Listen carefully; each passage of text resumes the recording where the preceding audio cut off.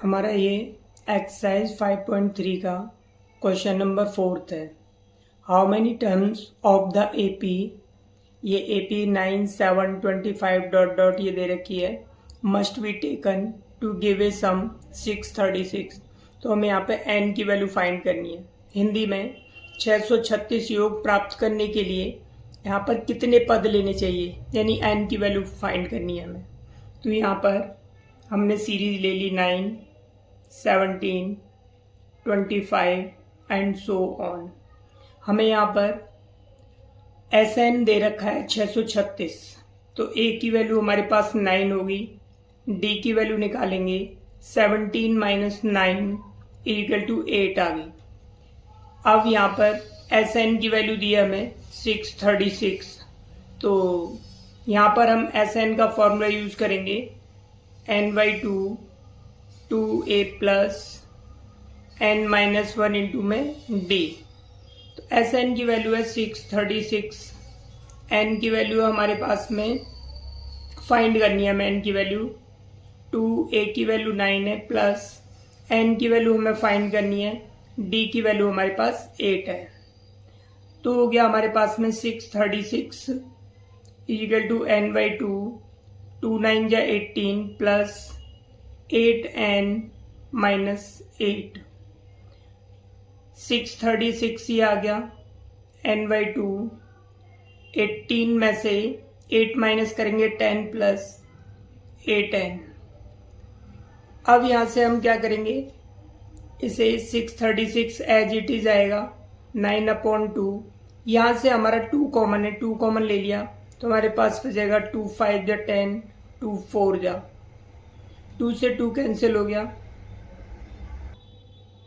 इसको इससे मल्टीप्लाई करेंगे, ये हो जाएगा 5n प्लस में 4n स्क्वायर, ये 636।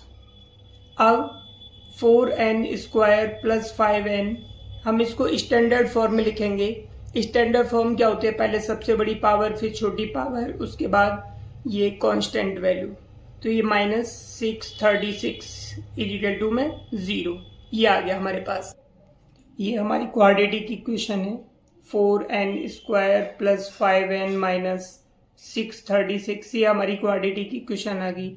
अब क्या करेंगे, इसकी स्प्लिट मेथड से हम फैक्टर करते हैं। तो 4 को 636 से मल्टीप्लाई करेंगे तो इसको मल्टीप्लाई करने पाएगा 2544।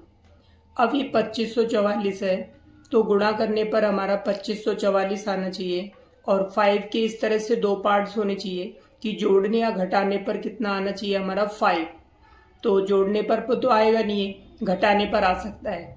तो हम क्या करेंगे, 2544, इसके हम प्राइम फैक्टर करते हैं, 2 से डिवाइड करते हैं, 2 1 जा 2, 2 2 जा 4, उसके बाद 2 7 जा 2 2 जा, फिर 2 से डिवाइड करेंगे, 2 6 जा 2 3 जा 2 6 जा, फिर 2 से करेंगे 3, 2 1 जा 2 8 जा, फिर 2 से 2 1 जा 2, और उसके बाद 2 5 जा 10, 2 9 जा 18। अब ये 3 से डिवाइड होगा, 3 5 जा 3 3 जा। अब ये 53 प्राइम नंबर है, किसी से डिवाइड नहीं होगा, तो इसके फैक्टर होंगे 2 2 जा 4, ये पूरा 2 2 जा 4, 2 जा 8, 2 जा 16, 3 जा 48।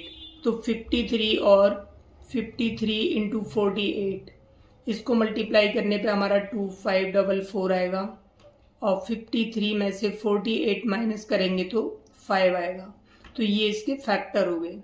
तो हम लिखेंगे 4n square plus 53 minus 48 n minus 636 equal to 0। 4n square plus 53 को n से मल्टीप्लाई करेंगे 53n, 48 को n से करेंगे 48n माइनस 636 इक्वल टू 0।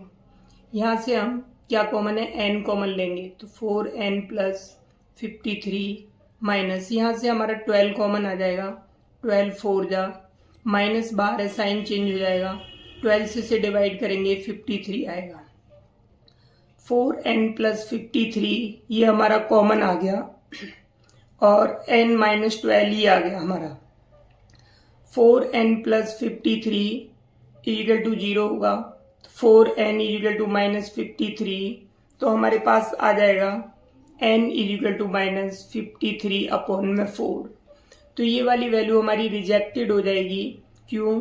क्योंकि n की वैल्यू ना तो माइनस में होती है और ना ही फ्रैक्शन में होती है। ये n minus 12 equal to 0, n equal to 12, तो ये हमारा आंसर आ जाएगा, क्योंकि ये वैल्यू हमारी पॉजिटिव भी है और ये एक पॉजिटिव इंटीजर है, तो इसीलिए n की वैल्यू हमारी क्या हो गई 12। तो हमें 12 टर्म्स लेने होंगे, जिससे कि सम 636 आ जाएगा। अब ये हमारा 5th क्वेश्चन है। AP का प्रथम पद दे रखा है 5, अंतिम पद लास्ट टर्म दे रखा है 45, टोटल दे रखा है 400। तो हमें यहाँ पर पदों की संख्या n की वैल्यू निकालनी है और d1 निकालना है, सार 130 यानी common difference. Find the terms of an AP। First term 5 है इसका, लास्ट टर्म इसका 45 है और उसके बाद में सम इसका 400 है। तो हमें क्या निकालना है, इसमें नंबर ऑफ टर्म्स निकालने हैं और कॉमन डिफरेंस। तो हम पहले जो गिवन है वो लिखेंगे a की वैल्यू और अंतिम पद l की वैल्यू 45 लास्ट टर्म और s इजिकल टू 400, ये हमें वैल्यू गिवन है। अब हमें यहाँ पर n की वैल्यू फाइंड करनी है और d की वैल्यू फाइंड करनी है, दो वैल्यू फाइंड करनी है। अब हम यहाँ पर l की वैल्यू दिए तो l का फॉर्मूला लगाएंगे लास्ट टर्म का a plus n minus 1 into D.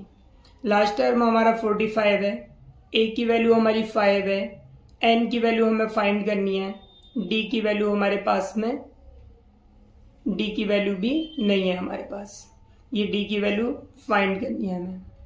अब यहाँ पे हम क्या करेंगे, 45 इसको ट्रांसफर करेंगे -5 n माइनस 1 इंटू डी, तो 40 is equal to n minus 1 into D आ गया। तो हम इसे इक्वेशन फर्स्ट करके छोड़ देते हैं। अब हमें क्या करना है, s की वैल्यू दी है तो Sn का फॉर्मूला लगाएंगे, Sn equal to n by 2a plus n minus 1 into में d।